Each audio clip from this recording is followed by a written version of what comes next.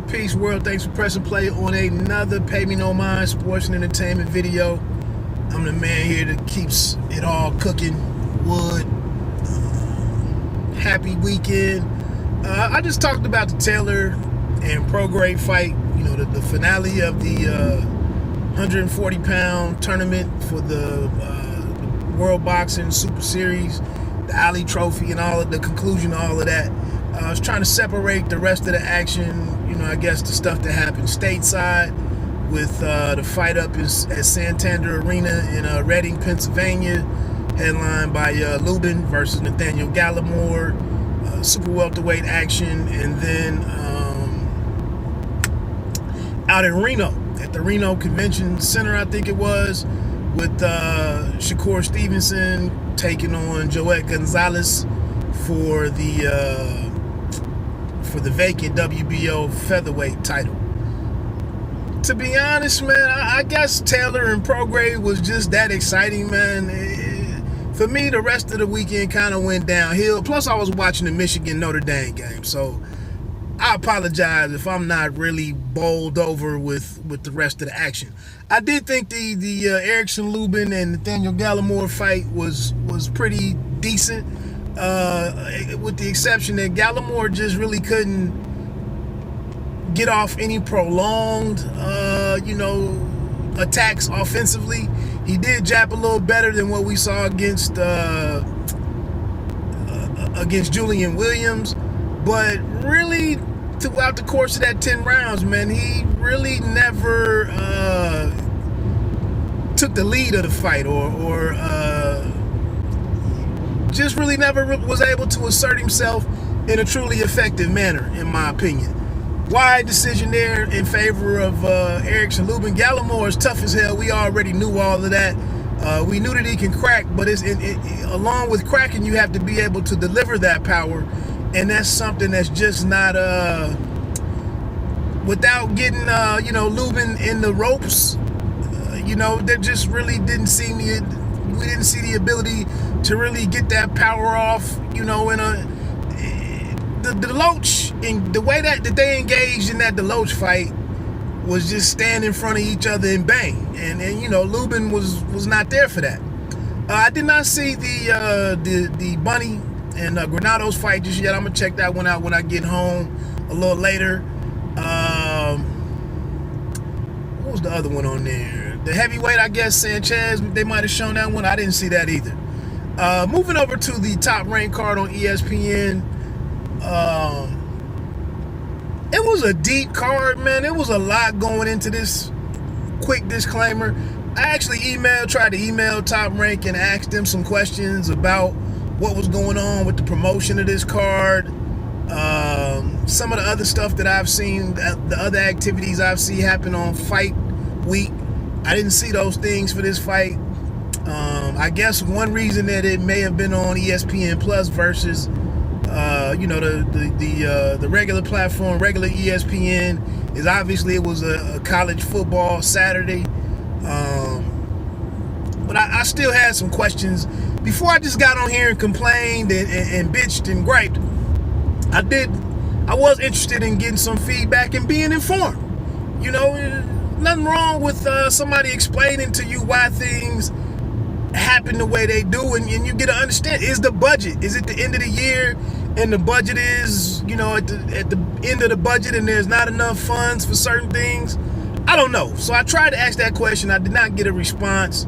But anyway, getting to fight night, man, I'm with everybody that's talking about how great Shakur Stevenson is and what the future holds for him and the face of boxing. I'm here for all of that. I don't question any of that.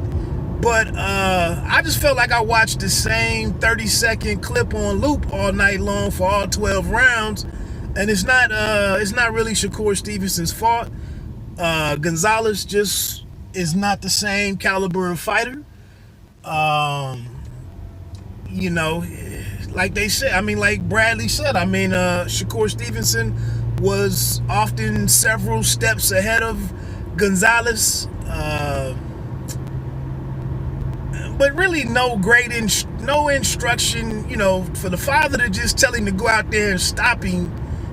We need you to stop. I mean, I tip my hat to him for being honest with his son, you know, starting from like the 9th round, maybe even 8th round on, 6th or 7th round on.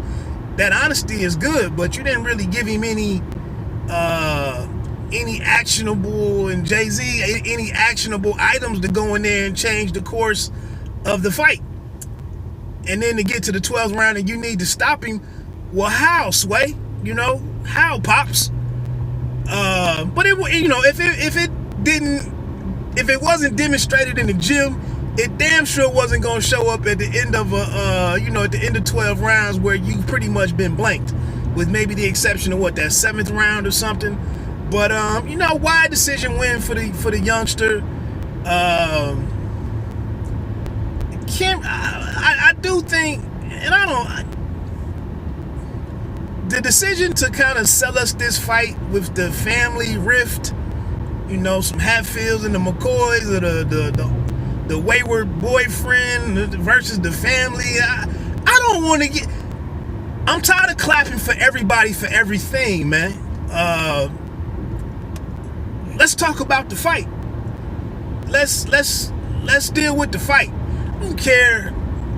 I'm like, what Nino say? You tripping at me? You all bugging out, G, over who he laying the pipe to? Like, I don't care about none of that. And then to have the, you know, and then at the end of the fight, Kriegel, what did you say to me 2 weeks ago? The message you really wanted to say to the family? Like, we really had to say, talk to your damn daughter? Hey, if that's how the Gonzalez family gets down, reading the backstory on them and how they, you know, the humble beginning, small house, dad packing everybody up in the van, and now here it is years later. Hey, I got stuff going on with my family, man. You don't give a damn about that. So I just didn't. That was a bit of a miss for me, was the way that they tried to sell it. Joet Gonzalez, you know, I expected him to do a little bit more, man, and it didn't happen. So like I said, after you know, when you start watching fights at 2 p.m. and go all day, we talking about it's getting to midnight, after midnight and all that. You gotta do something to stand out over the course of it. Albert Bell against Frank D'Alba, not a highly entertaining fight in my opinion. The Joshua Greer and Antonio Nieves, somewhat of something, you know, it was some spots. Kind of don't understand what's going on with Greer. You know, these are the last 2 opponents are guys that I actually first saw him in the building up in Detroit. Potapov and Nieves actually fought that night after Greer stopped James Smith and made, you know, the Sports Center and all of that. But it just seems like Greer's fighting style has changed up a little bit, and maybe he's just relying on his power, or trying to rely on his power a little bit too much, and buying into the, you know, the marketing and the branding with the night pillow and all of that. Need to get back to being, you know, sharper, busier, and these defensive lapses, you know, as you go and try to fight, like I said, the guys who are in the top 3, top 5 in that division, you start connecting the dots and breaking it all down. I mean, these aren't mistakes that can be made with some of these guys. With, you know, obviously with Inoue, Neary, I know that's might be some promotional and net platform differences and whatnot. Obali is not a bad champion. You know, these things need to be corrected, and they need to, you know, gotta you know, dial back in and work on the things that got you here. And I don't know, like I said, I don't kind of really understand what's going on. You know, and as you go up against better guys, you're not just gonna touch guys and they fall, most likely. So but that fight was what it was. The Mayer Zamora fight, just the card was underwhelming. I thought it was a very deep card. I know McCreary got moved off of there to have a fight with Carl Frampton at the end of November. His original opponent, Matt Conway, had the fight with Esparza? Can't remember his name now. I don't know. That fight, you know, the big knockdown, in the first or second round, where Conway was dropped with the left hook, and then they come back.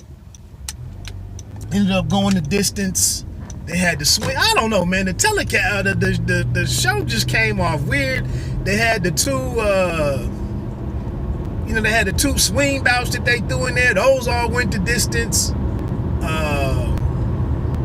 The Sanchez kid, you know, landed the body shot that stopped Dos Santos. I don't know, man. I just had bigger expectations for that card. Andy Vincez's fight against the Bernaldez cat. I don't know, like I said, man, and maybe, you know, following up a world title unification fight is just difficult.